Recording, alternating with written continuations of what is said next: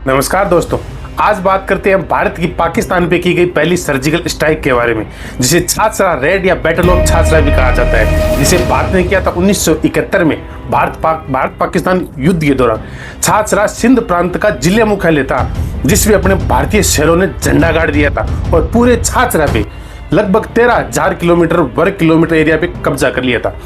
दोस्तों, अगर आप चैनल पे नए हैं तो चैनल को सब्सक्राइब कीजिएगा और वीडियो को ज़्यादा से ज़्यादा शेयर कीजिएगा। और जिन भाइयों ने अभी तक सपोर्ट किया है उनका दिल से धन्यवाद, क्योंकि भाई अगर साथ खड़े हो तो नज़ारे अलग होते हैं। नमस्कार दोस्तों, मैं हूं दिनेश पारिक और आप देख रहे हैं दी अनबीटेबल कालचक्र।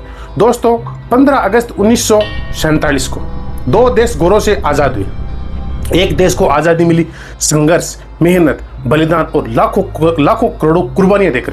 वहीं दूसरे देश को आज़ादी मिलती है भीख में। वो भीख में मिली आज़ादी भी पाकिस्तान को रास नहीं आ रही है। जब से ये दोनों देश अलग अलग हुए हैं, पाकिस्तान को भारत से कुछ न कुछ दिक्कत ही है। इनके महंगे महंगे सपने, ये हमेशा से सोच रहे हम जाएंगे दिल्ली के लाल किले में झंडा गाड़ेंगे, हम भारत को फतेह करेंगे। जाहिल पाकिस्तानियों, अनपढ़ गवार, भीख मांग मांग कर अपना देश चलाने वाले, गधे बेचकर तुम अपनी अर्थव्यवस्था को लाइन पे लाग रहे हो। क्यों महंगे महंगे ख्वाब देखा करते हो? अबे अफीम की तली कुछ कम लिया करो, दिमाग की नसें बढ़ जाएगी। अपना इलाज किससे कराओगे गरीबों? दोस्तों, इनको लगा था कि हम यूं भारत गए और भारत को फतेह कर लिया, जैसे भारत इनका बाप हो कोई। हाँ, वैसे एक बात तो सही है, भारत इनका बाप ही है।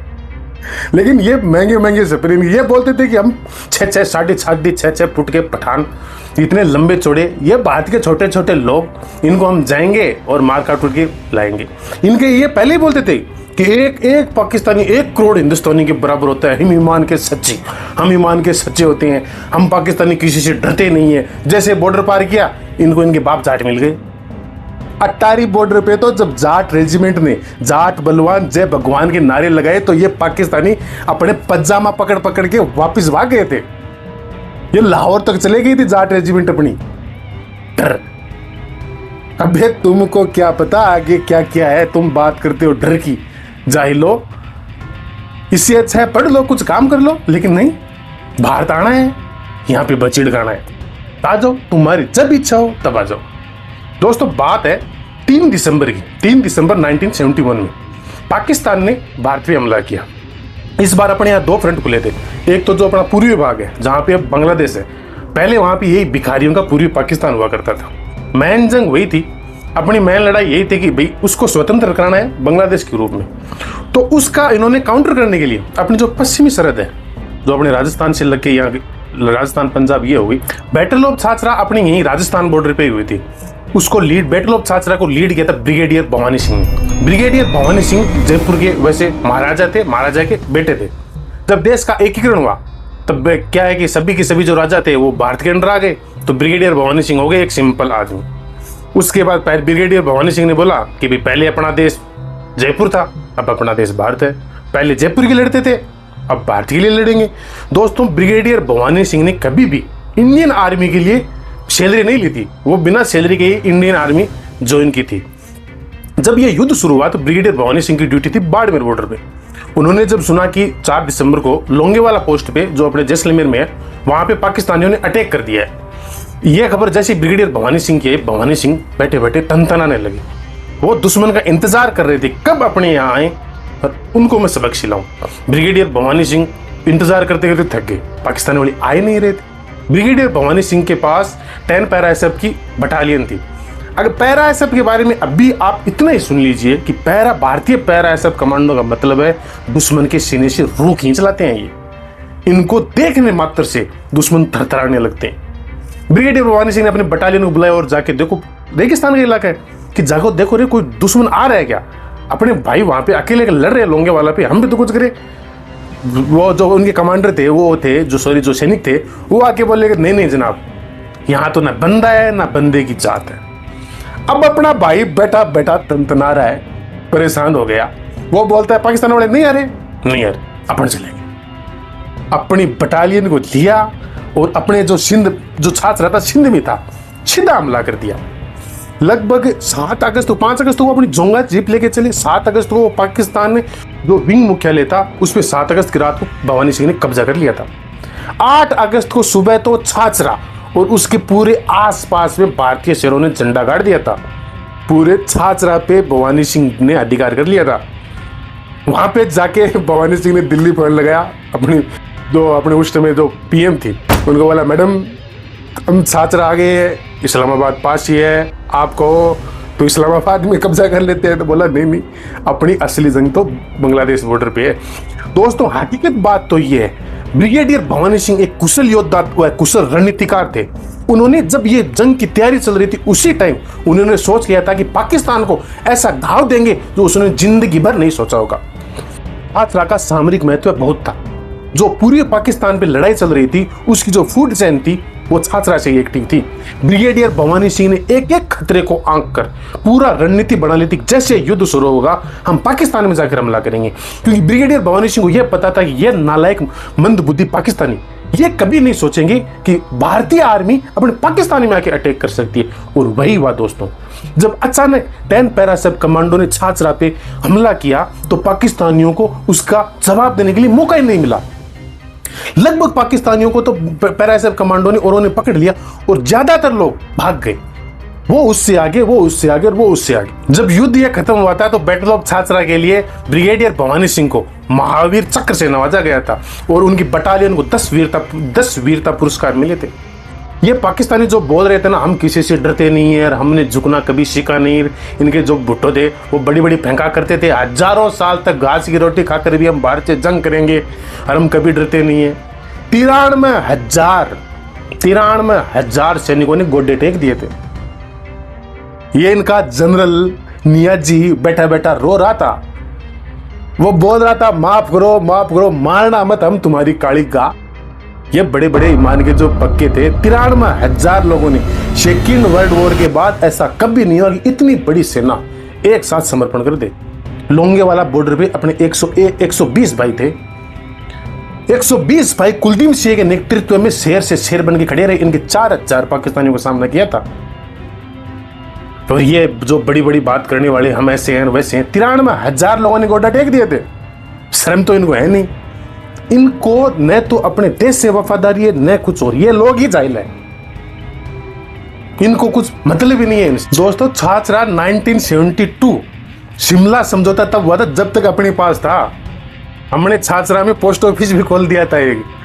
मेरा एक मित्र है मैक्स नाम का और अमित नाम का। ये घटना जब मैं पढ़ता हूं तो मुझे उनकी याद जरूर आती है।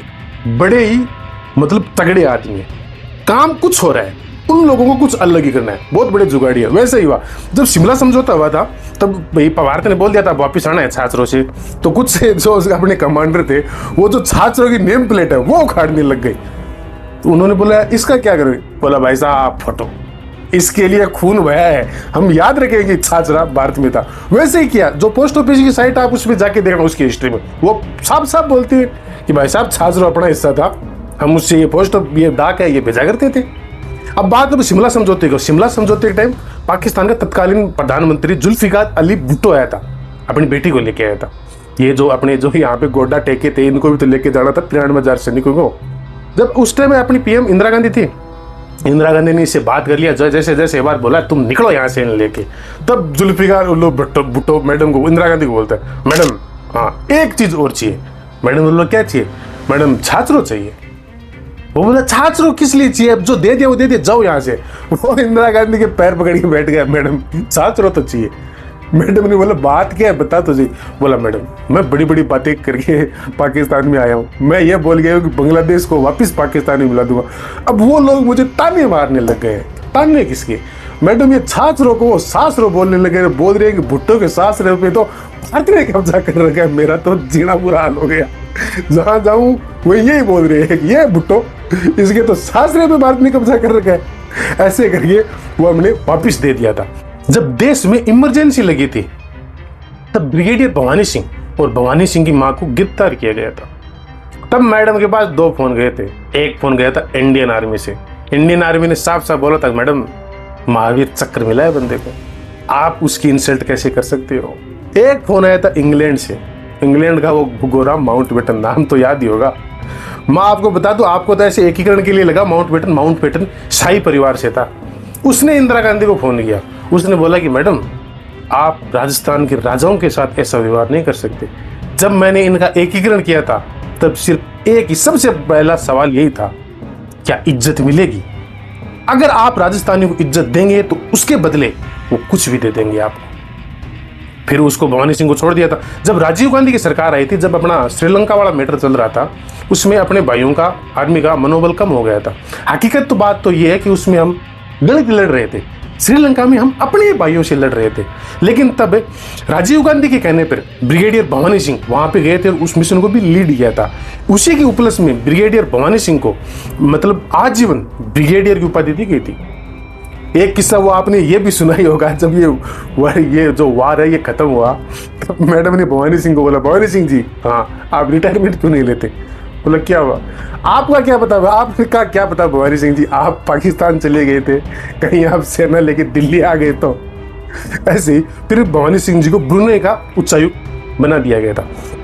दोस्तों, आज की जब मैं भारत की हालत देखता हूं तो मुझे बहुत ही निराशा होती है। आजकल का युवा पता नहीं किस ओर जा रहा है। वो अलग अलग चीजें देखता है, देखो, लेकिन जिसने इस देश के लिए खून पसीना एक किया उनके बारे में तो कम से कम जानो। आप कोई भी वीडियो आएगा उसको धमाधम शेयर कर दोगे, लेकिन ऐसी जानकारी को नहीं करोगे। एक बात याद रखना दोस्तों, ये जो सुंदर देश की नींव है वो शहीदों के खून से लिखी हुई है। कम से कम उनको इतना तो अधिकार है कि आने वाला बच्चा उनके बारे में जाने। आपकी और किसी में भी रुचि हो सकती है, लेकिन उन लोगों को मत भुलाइएगा जिन लोगों ने यहाँ पे कुर्बानियां दी है। मेरे एक गांव में एक पहलवान है, रणजीत पहलवान। वो एक बात कहा करता है कि दिनेश, ये माटी है ना, माटी जो इस माटी का नहीं वो किसी का नहीं। वो अपनी पहलवानी वाली भाषा में बोलता है कि ये जो जमीन का जो ऋणी है वही देश के लिए वफादार होगा। ये हकीकत बात में सच है दोस्तों। चलो दोस्तों, आज की वीडियो में इतना ही। ज्यादा बात करेंगे तो वीडियो ज्यादा लंबा हो जाएगा। वीडियो को लाइक कीजिएगा, कमेंट कीजिएगा और ज्यादा से ज्यादा सब्सक्राइब कीजिएगा। आप बताइएगा आपको, जैसे पंजाब बॉर्डर पे हमारे जो हनुज सिंह थे, वो हनुज सिंह के बारे में तो आपने कभी ना कभी थोड़ा बहुत तो सुना ही होगा। उनके बारे में भी बात करेंगे, लोंगेवाला बॉर्डर पे भी बात करेंगे, तो अट्टारी बॉर्डर पे जो जाट रेजिमेंट ने किया था उनके बारे में भी बात करेंगे। अभी के लिए इतना ही, क्योंकि वीडियो बहुत ज्यादा हो जाएगा। धन्यवाद।